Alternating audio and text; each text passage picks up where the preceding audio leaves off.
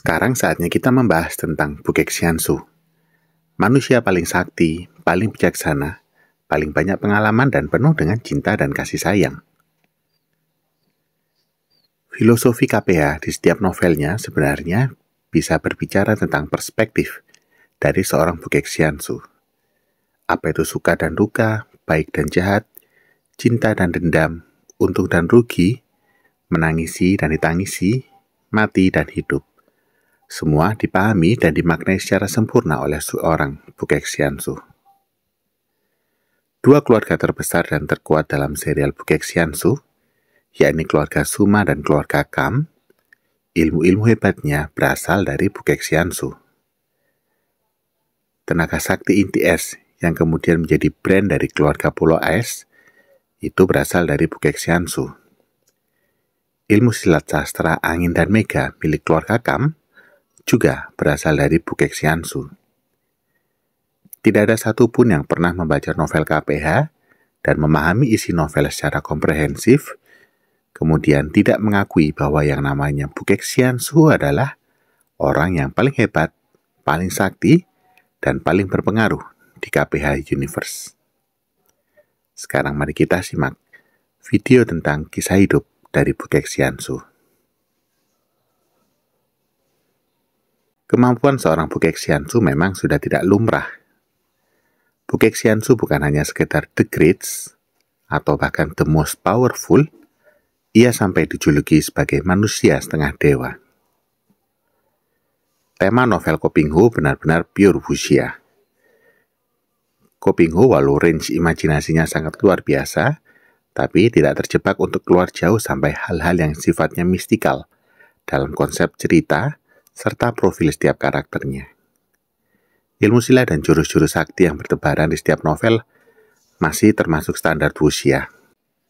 Ketika terjadi perkelahian yang namanya tangan dan kaki sudah putus, pasti tidak bisa sambung lagi. Yang namanya kepala putus dipastikan tewas. Kalau menderita luka dalam yang serius, pasti perlu penanganan seorang tabib dan seterusnya. Artinya, sehebat dan sesakti apapun seorang tokoh tetaplah masih manusia. Bukek Xiansu pun ada dalam konteks itu. Ia masih manusia. Saat menerima pukulan tanpa membalas dari Dewa Kutub Utara dan Dewa Kutub Selatan, Bukek Xiansu masih mengucurkan darah dari mulutnya. Pertanda dia menderita luka dalam, walaupun tidak serius. Lalu kenapa ia dijuluki manusia setengah dewa? Definisi julukan manusia setengah dewa yang melekat kepada Bukek Xiansu bukan semata-mata karena ilmu kepandaiannya yang setinggi langit, tapi karena ilmu batinnya yang sudah paripurna. Bukek Xiansu pada usia puncak dan sudah pada tingkat kepantangan hidup yang luar biasa, benar-benar sudah mengakomodasi seluruh makna kehidupan dan sudah pada posisi tidak ada rasa benci dan dendam.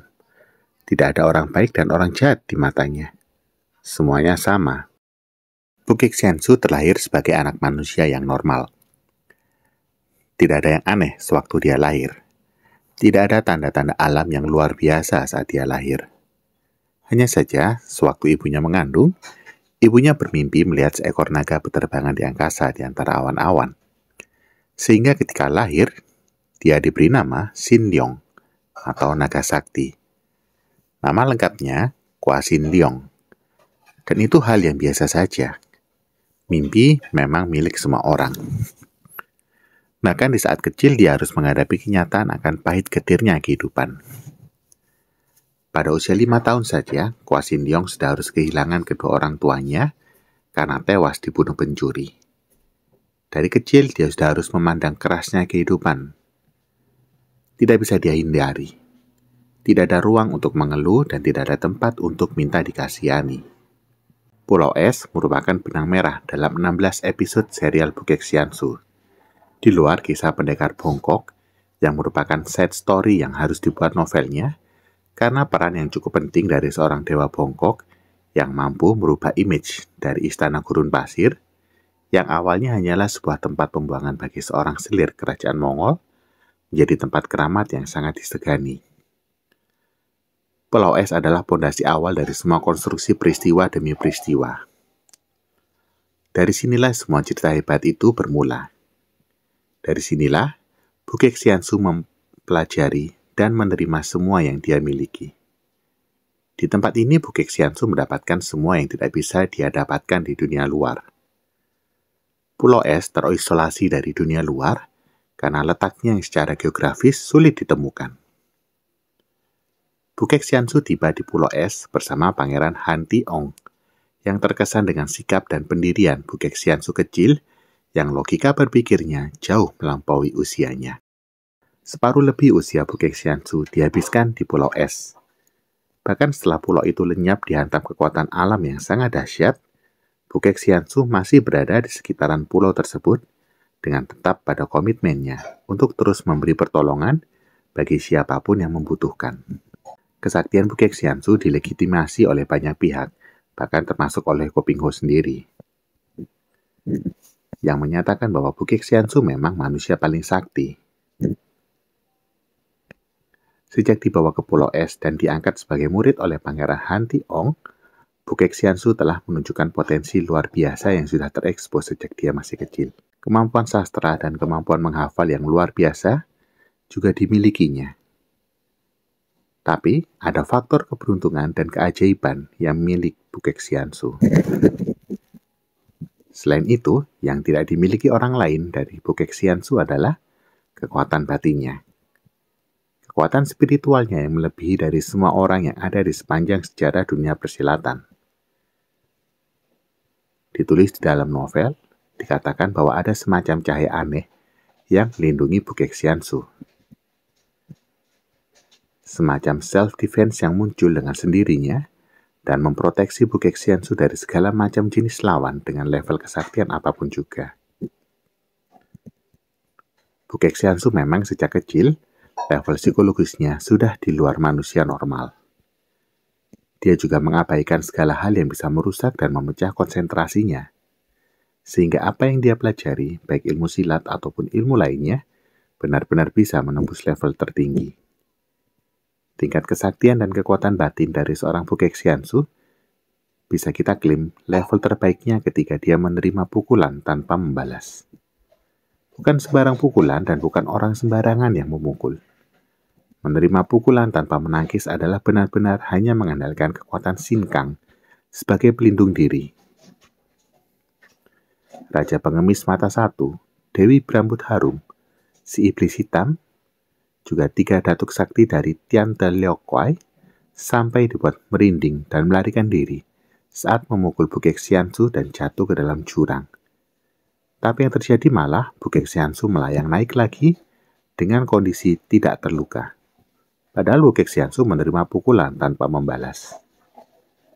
Begitu juga yang dialami oleh Dewa Kutub Utara dan Dewa Kutub Selatan, yang karena kesaktiannya mampu membuat mulut Bukit Xiansu mengeluarkan darah saat terkena pukulan keduanya. Tapi, tindakan Bukit Xiansu yang tidak membalas mampu membuat kedua orang aneh ini benar-benar merasa kecil di hadapan Bukit Xiansu. Atau juga suling emas Kambusong, yang sudah pada puncak kesaktiannya, tapi sama sekali tidak merasa dan mengetahui kehadiran Bukit Xiansu. Padahal orang sakti itu biasanya semua panca inderanya sudah secara otomatis bisa mendeteksi situasi dan kondisi di sekitar. Apalagi di usia hampir 100 tahun, kesaktian Bukit Xiansu benar-benar sudah bukan standar manusia lagi. Banyak hal yang ditinggalkan oleh seorang Bukit Xiansu. Bukan hanya soal ilmu silat, tapi juga soal filosofi. Beberapa ilmu tingkat tinggi di dunia persilatan adalah ilmu silat yang diberikan dan diajarkan oleh Bukit Xiansu. Murid-murid sampai anak murid dan cucu murid Bukit Xiansu benar-benar mendominasi dunia persilatan. Bukan hanya berbekal ilmu silat yang sakti, tapi juga sikap yang tegak lurus membela kebenaran.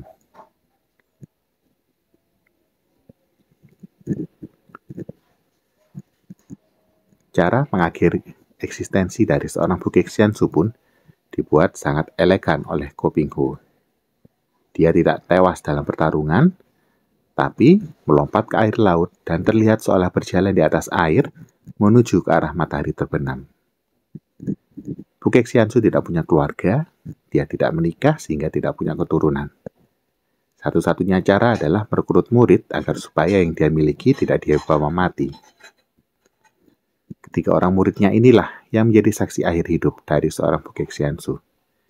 Dan ketiga orang muridnya inilah yang meneruskan semua ajaran dan tindakan dari seorang Bukek Xiansu semasa hidup.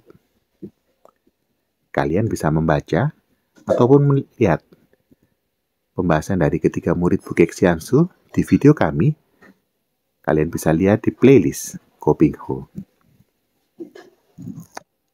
Hal terpenting dari pencapaian seorang Bukek Xiansu selama dia hidup adalah berserah pada kekuasaan Tuhan. Bukek Xiansu sadar sepenuhnya bahwa level tertinggi dari seorang manusia sesakti apapun dia adalah ketika dia mencapai kekuatan spiritual yang terkoneksi dengan kemahakuasaan Tuhan. Jangan lupa untuk like dan subscribe. Dan sampai jumpa di video-video tentang tema Koping Ho yang lainnya.